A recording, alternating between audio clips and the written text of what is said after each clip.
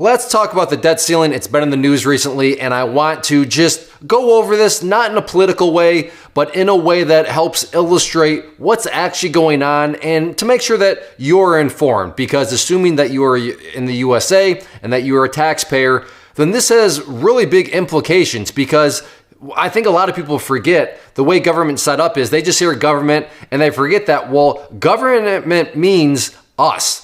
Us in the sense of it operates because of our tax dollars. We are paying taxes. So anybody that the government hires or who works for the government actually works for us. Because again, we're the employers via our tax dollars. So with that understood, let me just tell you a quick story that will set up the context of all this and why it's very infuriating and why what you see is not the truth. It's just a bunch of gaslighting, and it's a bunch of reframing the narrative to try to deflect what the actual problem, or dare I say crisis, is. So here's the little story here, is that you are the boss. You are an employer. One of your employees comes up to you and says, I need a raise.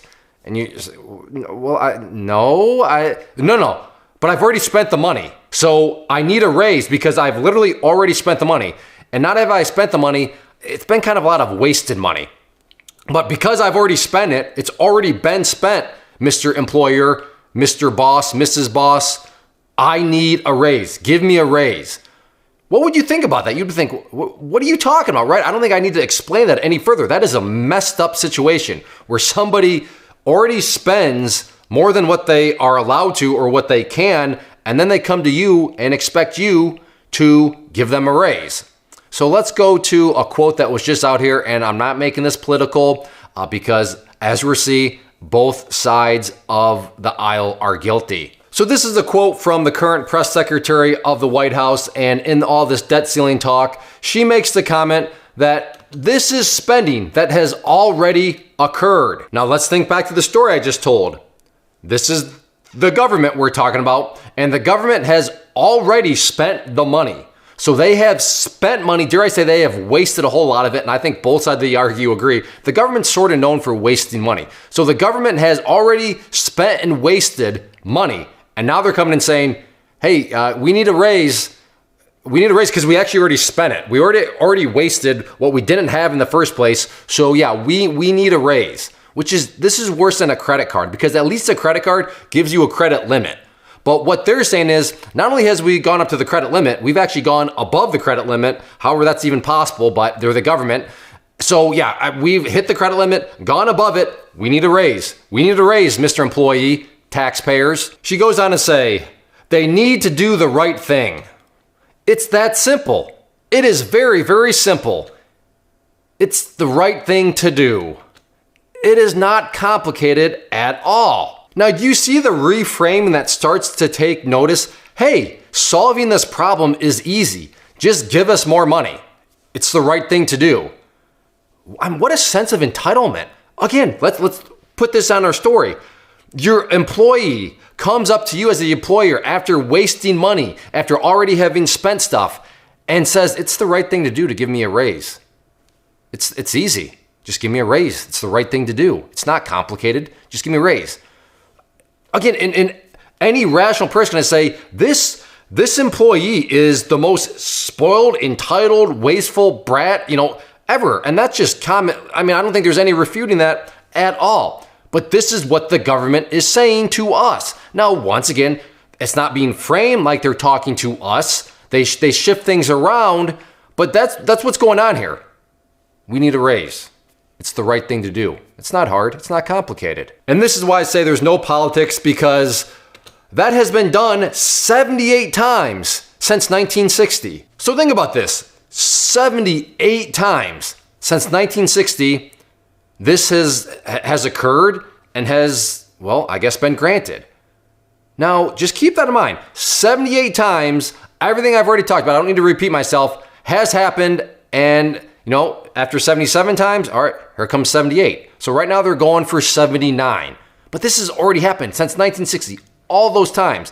It's not a new problem. It's not isolated to the current administration or the past one or the past basically 50 decades worth of administration. It's been happening for a long time. Why are you manufacturing a crisis that should not exist. Now, this is the massive gaslighting, the massive part that is so dishonest, and they've been doing it for years.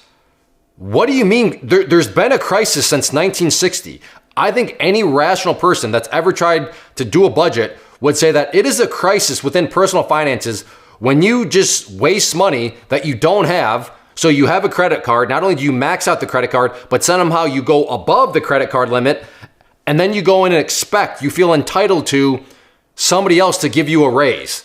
Like that's a pretty big crisis to have if you have to go and just demand somebody else. That's a problem. I don't need to say any more.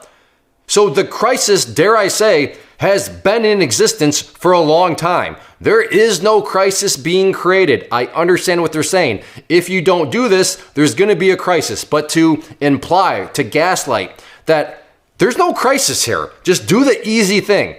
No. There is a crisis that has not been dealt with, and we'll see if it gets dealt with now. I guess leave your comments down below. Do you think they're going to finally deal with it? I don't think so. I think, there's always big talk from both sides, but nothing ever happens. They just, hey, here's more money. They just give our tax dollars away even further, and just, the raises continue. But that's the truth of the matter is, all this crisis you see out here, there's going to be financial crisis. There's going to be this crisis and that crisis. Why is this crisis even being created when it can be averted? It's not being averted. It's being kicked down the road, and it gets worse and worse and worse as it goes. So no, the crisis has been here. It is here, and it's been here for a very long time. There is no new crisis being created. It's always been here. And as both sides always do, they'll twist and turn and all that. But just understand this, all this crisis talk you hear out there, it's been around since 1960, which covers all sorts of administrations. So yes, as we, the employers, at what point, are we gonna, that's enough. Like, I'm sick and tired of our employee coming and already spending money, wasting money, and then expecting us to continue to give one raise after another raise after another raise. So that's how it's actually working. That's the actual crisis on the table. And like I said, I'm not saying you should feel about it one way or the other. I think it's probably obvious how I feel about it. I think we should just address it. And I'm not saying it won't be painful, but let's stop kicking cans down the road and just punch it in the face and get on with it. That would be my take. But like I said, my core point with this video is, don't fall for this gaslighting, all right? Don't make anybody, any side of the political aisle, make you think that, oh yeah, this is just something that's just popped up. No, it's been going on for a long time. So let me know your thoughts down below. But yeah, that's the truth about the debt crisis and what's actually going on. First off, thanks so much for watching the entire video. Real quick, before you go, I want to invite you to a live webinar, web class, training, workshop, online event, whatever you want to call it, but it will be me live revealing to you what I've discovered that has allowed me to transform myself from being an employee to being my own boss, including how I had only one losing day out of 73 days in total.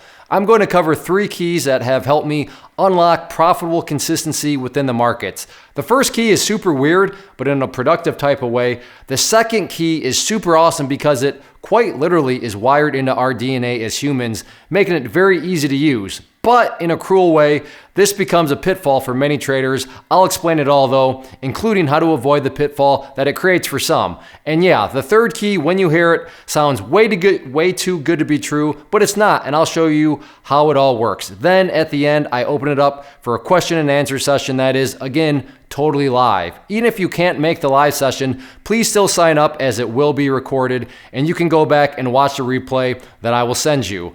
Click the image on the screen or click the link down in the description box so you can get the date and time and claim your spot, which I should note is limited due to the fact that this truly is a live event. If you have any questions, let me know. If not, I'll be seeing you soon.